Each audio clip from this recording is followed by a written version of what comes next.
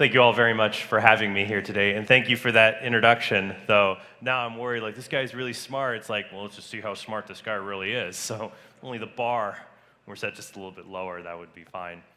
I was having a conversation not too long ago with a friend of mine, and I have at dinner last night, we all got to have dinner over at the Market Street Grill. We were talking about just a wide variety of things. If you ever listen to my podcast, The Council of Trent is the name of my podcast, COUNSEL.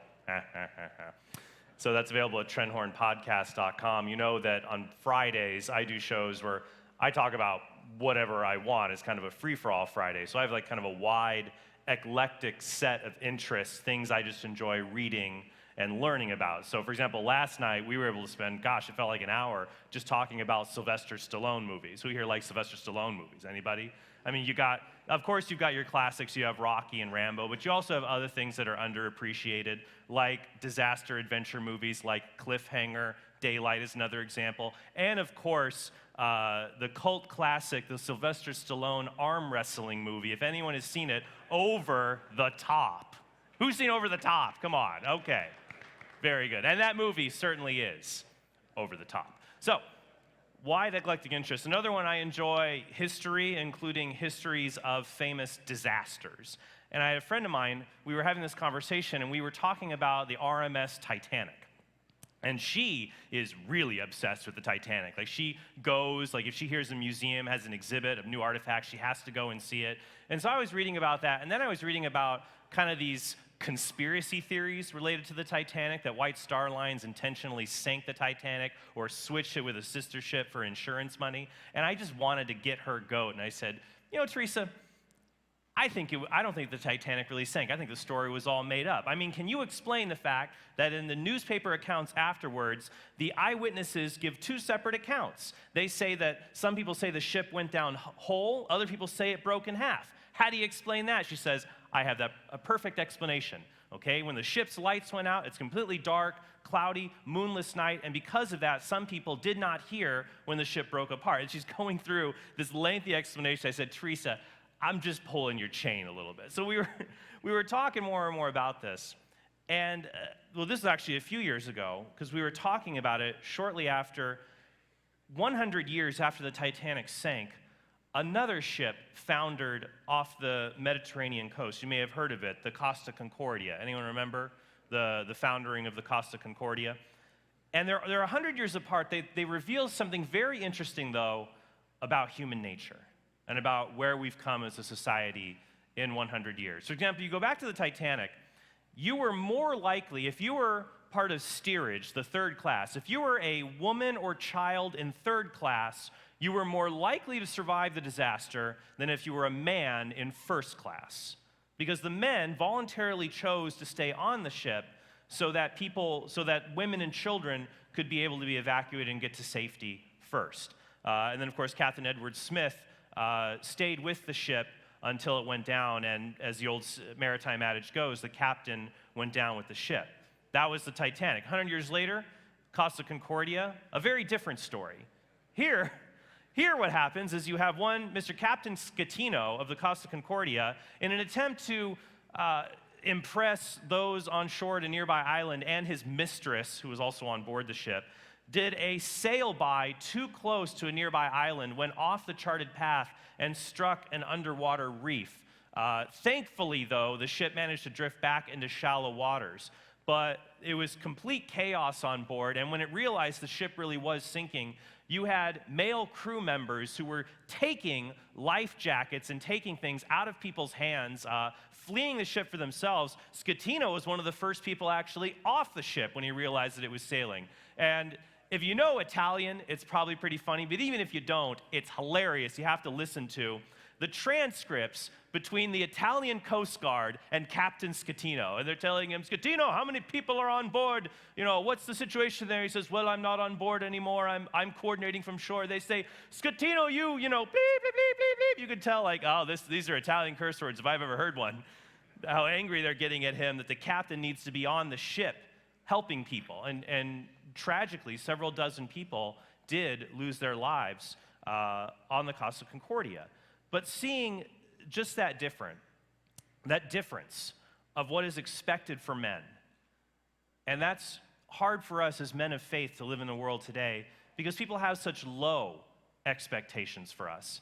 In fact, I was talking to someone outside here at the table. We were talking a little bit about this very subject, and she brought up this point about how, if a man changes a diaper in a restaurant, that, oh, he's being a great dad, but if a woman is doing it, like, why are you doing that out here in public? Why aren't you in the bathroom? That if a man does anything where he's helping, because we have such low expectations. I'll give you an example. I was at Disneyland with my wife and her sister. So we got a ton of kids. We got 2 strollers, okay? And I'm pushing both strollers like this. And I see people looking, and I heard somebody say, give that dad a medal. A medal? But I'm telling you, if my wife had been there pushing both strollers, people would have said, like, why do you bring so many kids here, Maybe this has happened to you as men. I don't know if any of you who are married, this happened to you. But people always end up giving my wife a hard time when I'm not there. Now, when I'm there, nobody says an underhanded comment or says anything. But then when I find out that somebody has mistreated her or done something wrong, I have to go and set things right.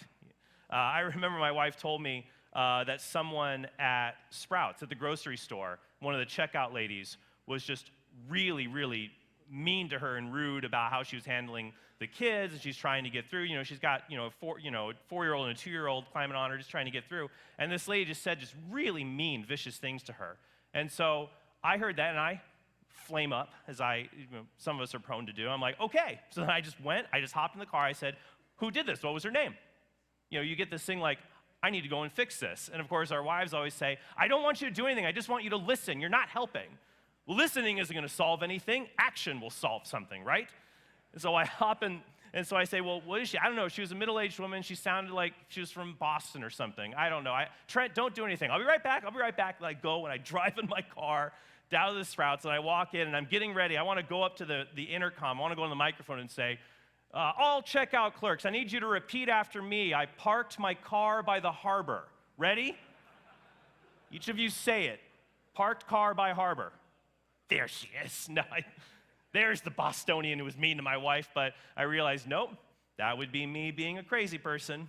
I'm going to dial it down just a little bit, and I'm going to pray for this woman. I'm going to go back home and be with my wife. But I had this urge to want to do something. And I think that's the classic fight we have at home, especially with spouses and others as men, that, when something is wrong, we want to do something. We want to be able to fight. We want to be able to take this on. And unfortunately, we live in a society today where the masculine desire to want to fight, to want to set things right, is really vilified.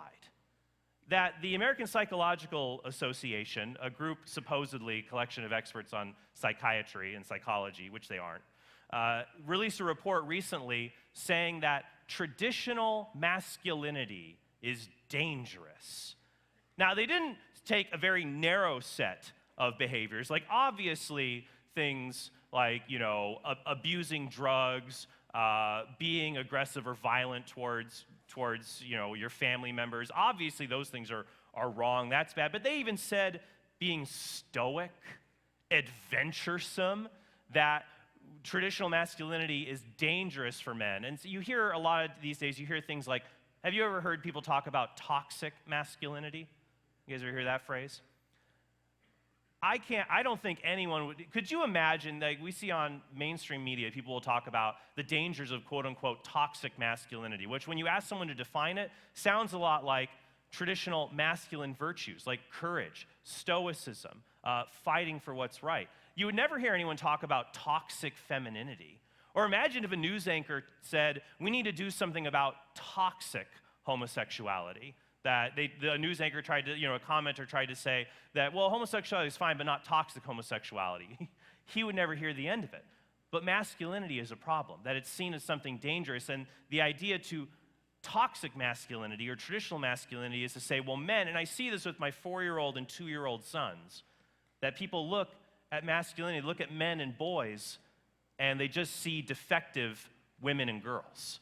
That even when little boys go to school, little boys have a problem because they won't just sit still for 40 minutes. They have to run outside and get their energy off. That men want to be able to compete with one another. But competition, and that's what the APA said, that competition is a bad thing. No, I'm sorry. Competition is why I have a cell phone that's not the size of a brick. Okay? Competition is a good thing. Masculinity is a good thing, and we should be able to fight for what we believe in, to fight for what we value, to fight for our families, to fight for our country, and to fight for our faith. But how do we do that today? It's not like there's barbarian hordes at the gate like there were at Rome 1,500 years ago. But I believe what we do have as men, we have an opportunity to fight for our faith. And I've been blessed with an opportunity to be able to do that through Catholic Answers. And that's to stand up for our faith and engage those who disagree with it, to stand up for the truth and to fight for the truth, but to do so with words, to take heed of what St. Peter said in 1 Peter 3:15, to always be ready to give a reason for the hope within, but to do so with gentleness and with reverence. So we can fight, but we're not swinging fists, we're not yelling words, but we can do so in a powerful and persuasive way so we can stand up for our faith. And that's what I try to do every week or every other week on Catholic Answers Live. If you heard in my bio, I do these shows like, why are you, when I was brought on to Catholic Answers Live 6 years ago, they said, do you want to do radio? I said, sure. They said, yeah, well, we do shows, people call in, they ask questions about being Catholic. Now, I used to be on university campuses where I would go and set up pro-life exhibits with pictures of unborn children before and after abortion. So people would get a tad bit upset. And people would come to me, I'm really upset. I'm like, well, I'd be upset too if I saw that this was happening to unborn children. But why are you mad at me? I once said to someone who was really trying to get under my skin, I said, why are you so mad at me? I'm not the one who killed these children. And that really sent it a little bit higher than it needed to be. Well, sometimes it needs to be said. In any conversation you have with someone, you always have to make a determination. Some people need velvet glove, other people need iron fist. So you always have to make a determination of when that's necessary for that person in that conversation. But no matter what we do, we should still understand that the person that I'm talking to who disagrees with me, they are not an enemy. It's not me versus them. I look at someone on the radio, they said, you want to do these call-in shows? They said, yeah, but I tell you what, I only want to do them if people who are not Catholic are allowed to call me. Don't let the Catholics call. I love my Catholic brothers and sisters. But it's really, really fun when I can say, if you're an atheist, if you're pro-choice, if you believe in so-called same-sex marriage, if you're Protestant, if you're not religious, I want you to call and I want you to tell me why you think that way. And then we can have a conversation about it. And that this person who sometimes can be very, very hostile to me, sometimes they are, but a lot of times they can be very hostile. I don't see them as an enemy. I'm not out to destroy them. I'm out to help them be rescued from the error, the lie that has ensnared them. My enemy is the evil one, the prince of darkness, who ensnares people with these lies and deceives people.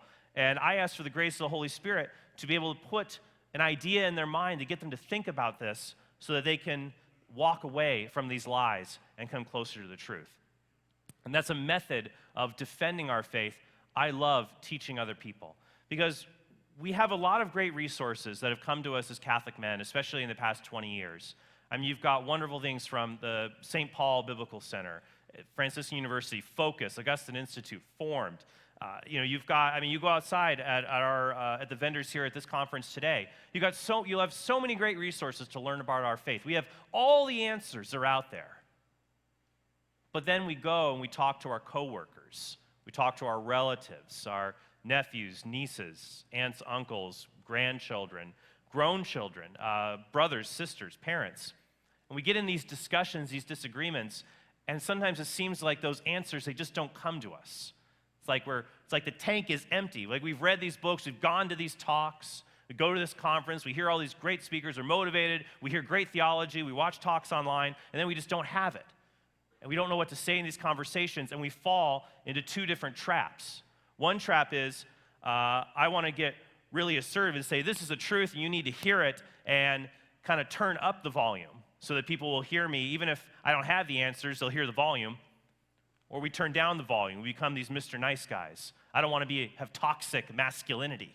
So live and let live. That's what you believe. It's your truth, my truth. I just want to get along with everybody. We want to be what our culture wants from us, which is Mr. Nice Guy. But that's not what God wants from us. In Ephesians 4:15, St. Paul says we should speak the truth, but do so in love. But what do? We've been trained to think if someone attacks our faith, makes an argument against us, says they're not Catholic, or they disagree with abortion or homosexuality or whatever it may be, that we've got to give this list of answers. I remember when I got hired at Catholic Answers back in 2012. These were people who were formative in my own conversion to the Catholic faith. And so I go here, and I step into the Catholic Answers headquarters in San Diego, California, and I'm meeting these people for the first time. People like, Tim Staples. He's got the whole Bible and catechism memorized, it seems like. And Jimmy Akin, who I'm pretty sure is a robot the church sent from the future to try to fix things, because he has an inhuman amount of knowledge. And then I walk in there, and it's like, when I walked in there, it felt like, anyone ever see the old Super Friends cartoon back from the 1970s? It's got the guy from Caddyshack as the announcer. Meanwhile, back at the Hall of Justice. I feel like there's Batman, there's Superman, and here walks in Robin, the boy wonder, sans the short shorts, thankfully. And so I'm like, well, I'm not wired like some of these people. Maybe you're not wired this way. I'm not wired to know, the entire Bible or catechism, every single thing memorized. A lot of times, one of the things that's hard in my books, I always get emails about this. When I try to cite scripture or I write things down, I have this awful habit of transposing numbers or switching letters and switching numbers. It's like dyslexia, but not exactly like that. So I'm always praying to Dog that he will do something about that. So anyone? So sometimes I can't cite everything, but if there's one thing I want you to take away from the method I want to teach you, it's this. You don't need to have all of the right answers. When you go out and you want to stand up for our Catholic faith and you want to make a defense for the truth, goodness, and beauty of the Catholic faith, you do not need to have all of the right answers. You just need to have the right questions. You don't need the right answers. You just need the right questions. Because there's two parts to defending our faith. First, there's mounting a positive case. Here's the reasons you should be Catholic. Here's the reasons this disputed moral teaching, which is usually a pelvic issue, as it's euphemistically called, here's why it's true. There's mounting our case, putting together the answers, but a lot of people jump to that and jump over another important step. Here's my case, but before I do that, here's some problems with what you believe. Here's something about what you believe that doesn't entirely make sense, and I think is problematic. I'll give you an example. I was once giving a pro-life talk at a Catholic high school. I'm giving a large audience, but I noticed in the back there was a girl who was not happy with my presentation, not one bit. I'll call her Kylie. And she's just sitting there, just giving me the evil eye, making sure that I can see her, that she's not happy.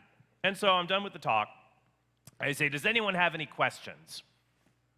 Like instantly, her arm shoots up. All right, go ahead. And she gets up, and she asks a question that's really more of a statement disguised as a question, or an attack disguised as a question. Mr. Horn, what gives you the right to tell women what they can and can't do with their bodies? I mean, I don't like abortion, but I don't go around shoving my beliefs down people's throats like you do. All right, for a lot of us, them's fighting words. You want to talk about pushing? I'm not pushing beliefs. You know who's pushing beliefs? The abortionist pushing his lethal beliefs on this baby that he dismembers. What do you think about that, huh? We want to turn the knob up. And other people just want to turn it all the way down. Like, well, that's what you believe. That's what, I'm not trying to push anything. I'm just, I think we should be able to talk about this. We think we can only turn the knob up or only turn the knob down. But you don't need to have all the right answers. You have to have the right questions. I need to show Kylie, before I make a defense of being pro-life, I need to show Kylie there's something wrong with what you believe. Now, I could just say, there's something wrong with what you believe. But when you just tell people that, you give it tacit permission to let it go in one ear and out the other. People feel preached at, talked down to. But when you ask someone a question, as the Christian apologist Greg Koukl says, it takes you out of the hot seat and it puts you in the driver's seat of the conversation. Now you're in control, and you can stand up for the faith and make someone really consider this, because when you ask them a question, it's going to stick with them. So I asked Kylie a very simple, and I try to always ask what I call dumb questions. Dumb questions are ones that seem like, why would you even bother asking that? But it reveals a core assumption that has to be challenged.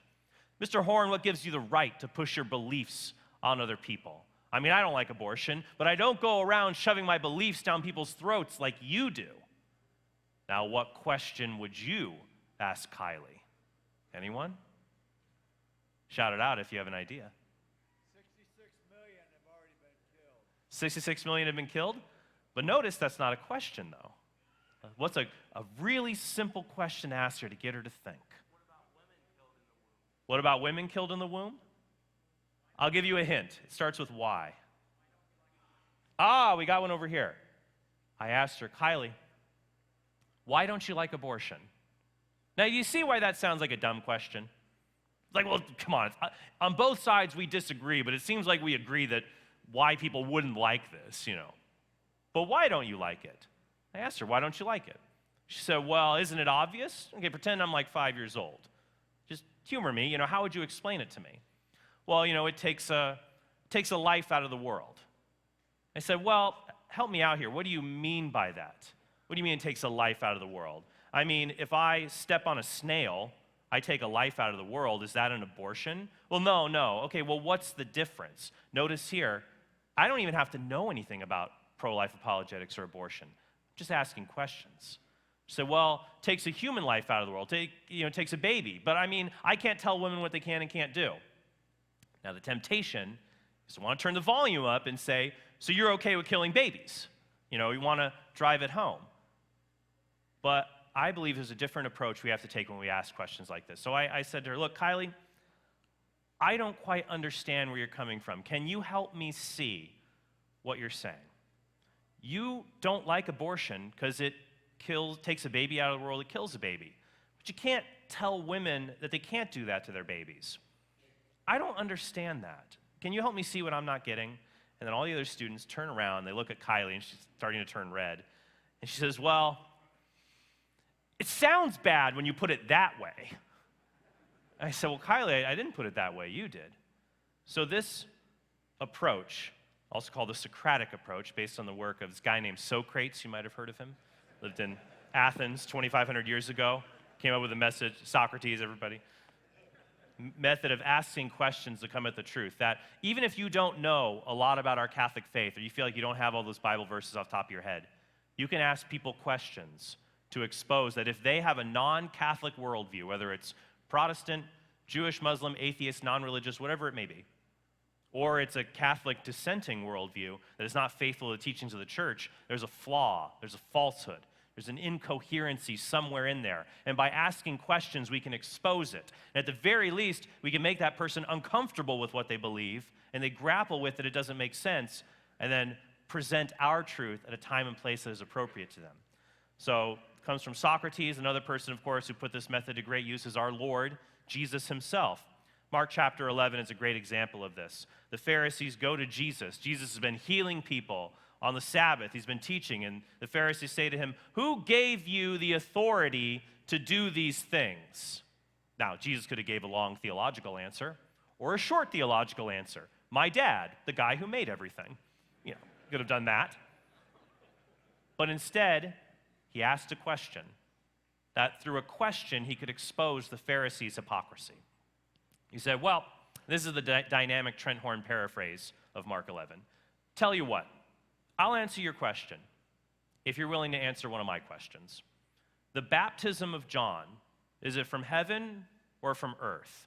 Answer me, then I'll answer you. Is it of heavenly origin or earthly origin? John the Baptist.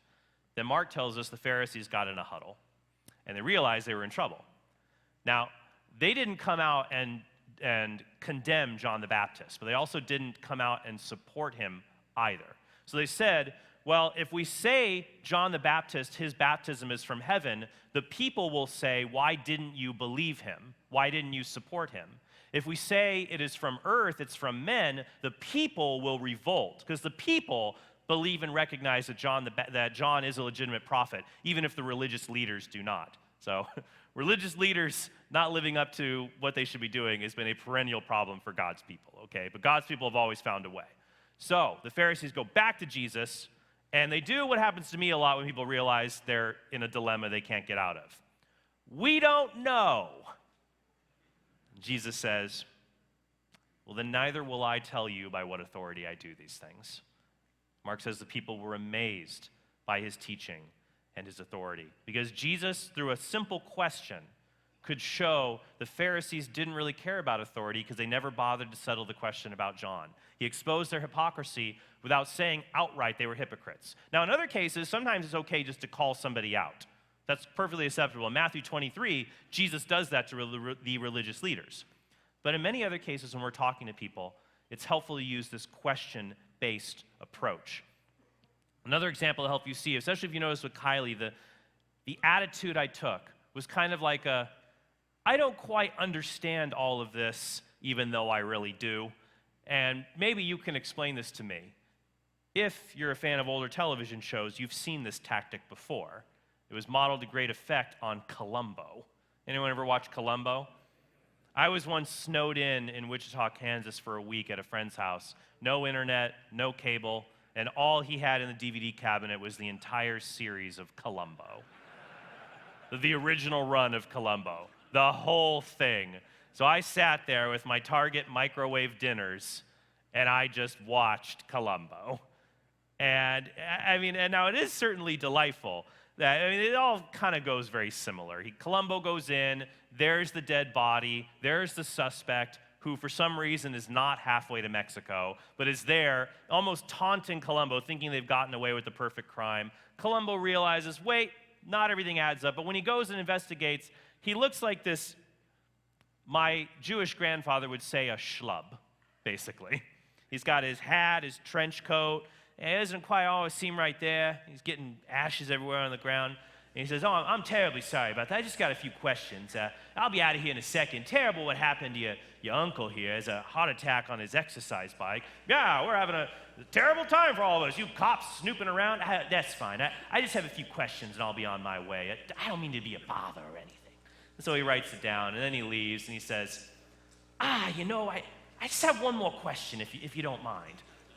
You said you hear your uncle taking a shower, and you come out and you see him, he's dead on his exercise bike. Yeah, that's right.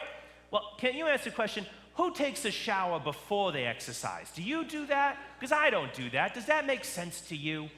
And Columbo starts asking these questions to reveal the flaws in the other person's alibi, the holes in their story. Now, Columbo doesn't come on too strong, because he makes it seem like that the suspect can won over him. But by being calm and having this attitude of, can you help me see what I'm not getting, the suspect is willing to talk more and more and kind of hang himself by his own words. Now, I am not advocating that you should use this method to entrap, to ensnare, or to make people feel small or stupid. And this method can be abused to do that. You should not do that with people. But it should be done with a genuine sense of wanting to go to to yearn for the truth. Now, a lot of times we think that in order to defend our faith, we have to stand toe-to-toe with somebody, like we're in a boxing match with them, and we want to get a good few hits in with our arguments. But that's not the attitude we should have. We should not be standing toe-to-toe with a fight. Instead, it's shoulder to shoulder, and we're walking together, and we're giving them these ideas, and we're asking them these kinds of questions to get them to rethink these issues. And you can do this with all kinds of subjects that come up, that you should try to boil down the issue to one central question. So with abortion, I like the question, what are the unborn? And so I ask really simple questions. Well, what do you think about abortion? It's coming up now with late-term abortion. Where do you draw the line? Why do you draw the line here and not there? If you don't know what to say in a conversation, you can always ask, what do you think, and why do you think that? Or, if you don't want to seem too antagonistic, what do you think, and how did you come to believe that? Or, how do you know that's true? I was once a volunteer in a confirmation program. Has anyone here ever volunteered in a high school confirmation program or high school youth group ministry? My friend, Mike Phelan, has a wonderful description of the teens you can have in these kinds of programs with an analogy from Lord of the Rings. There's 3 types. There are the elves, who are the super duper helpful teens that will stack the chairs and be the last to get pizza. There are the hobbits, who are kind of the troublemakers but have good hearts. And then there are the orcs. They're the ones who have been basically imprisoned there by their parents and will do anything to derail the program that you're at. So I remember there was this small group, and there was this orc, there was this teen who really, really didn't want to be there. And he was verbally tearing down other people's faiths. My youth minister said to me, Trent, this guy's so bad he made one of the girls in the group cry. So I went and I sat down in the group. And they asked the standard question you ask. On a scale from 1 to 10, how do you rate your relationship with Jesus? And when you have teens, you get the same answer. It's a 7 or an 8.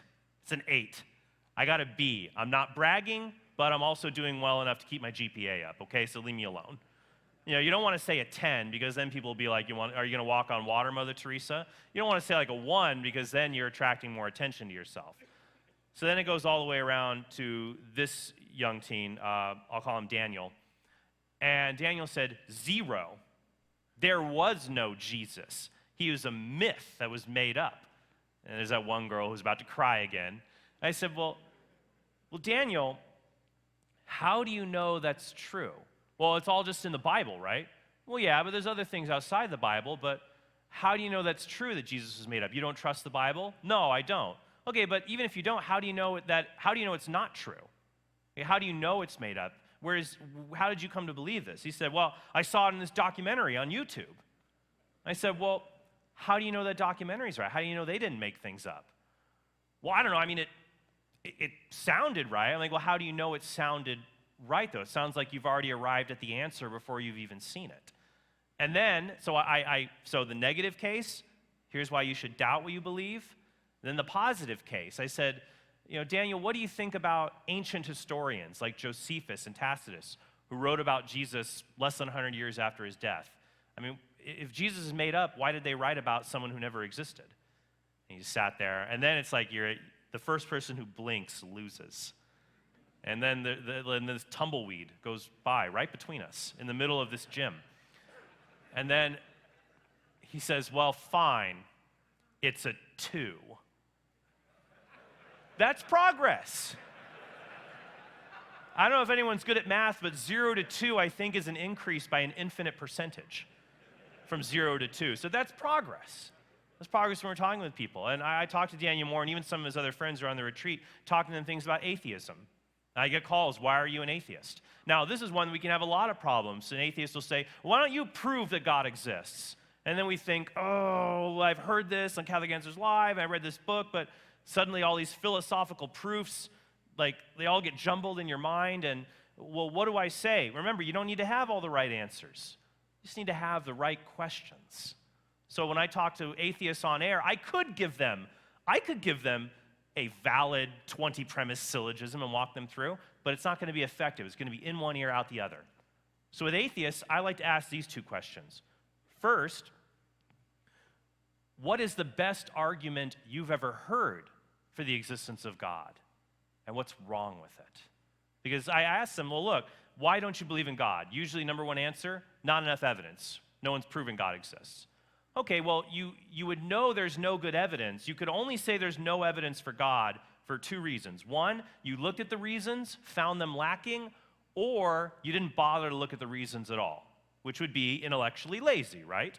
So what's the best reason you've heard and what's wrong with it? Now notice when you do this, you're in the driver's seat. You don't have to know a ton of philosophy. Now the burden is on this other person to defend what they believe. They've got to put forward the argument and say what's wrong with it.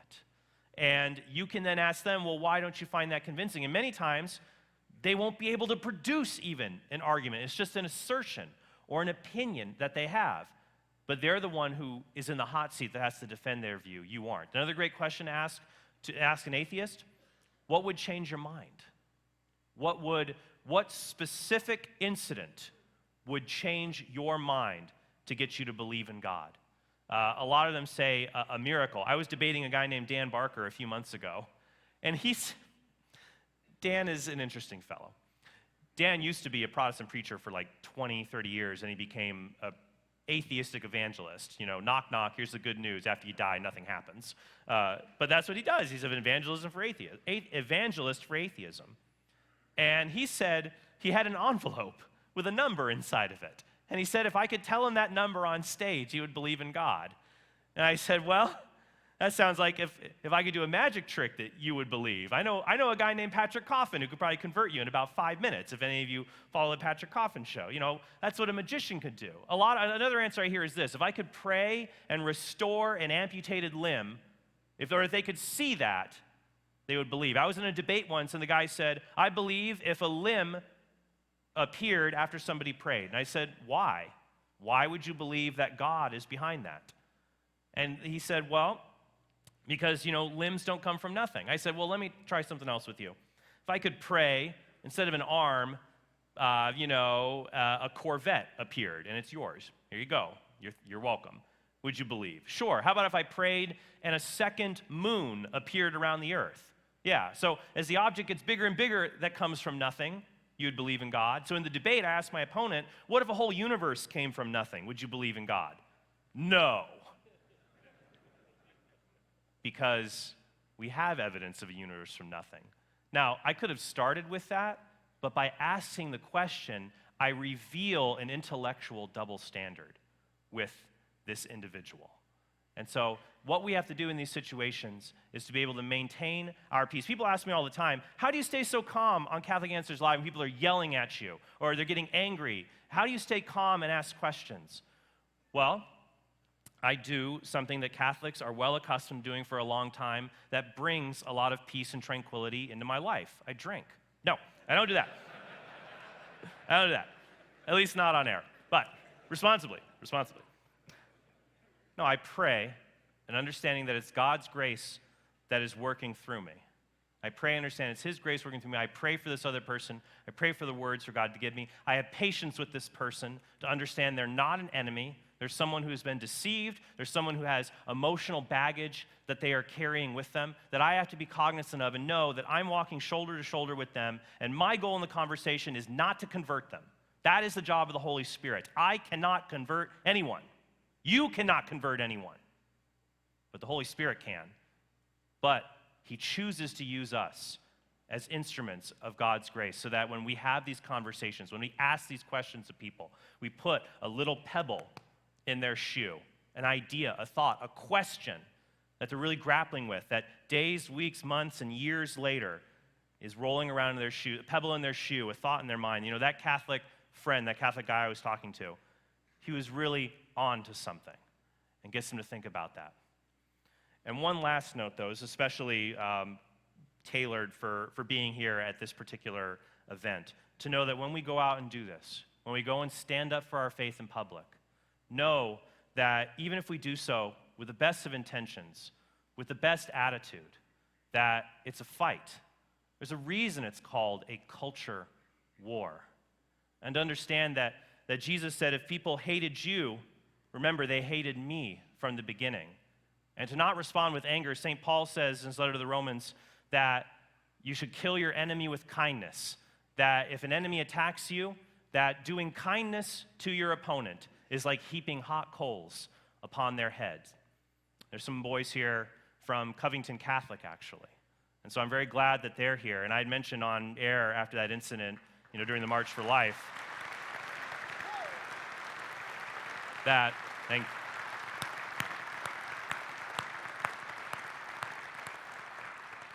I'm very proud of how they handled themselves.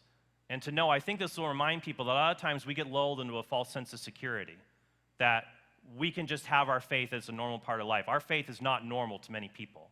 We are seen as I remember once I was reading an interview with Dr. Warren Hearn. He is an abortionist who does first, second, and third trimester abortions. He once said the only difference between pro-lifers and the Taliban, the extremist terrorist group in Afghanistan that throws acid on women's faces, he said the only difference between pro-lifers and them is 8,000 miles.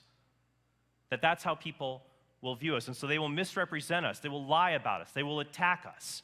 We have to be prepared for that and stand up for one another and not throw each other under the bus to appease a secular world. The person we should please is our Lord and Savior by imitating him, in that when people malign us and attack us, we stand firm and speak the truth in love, as St. Paul said in Ephesians 4:15, and support one another in doing so by following this method to be warriors of peace in a world shrouded in darkness that desperately needs the light of the gospel. I very much hope you all will be those lights going out after today. So thank you all very much for being here.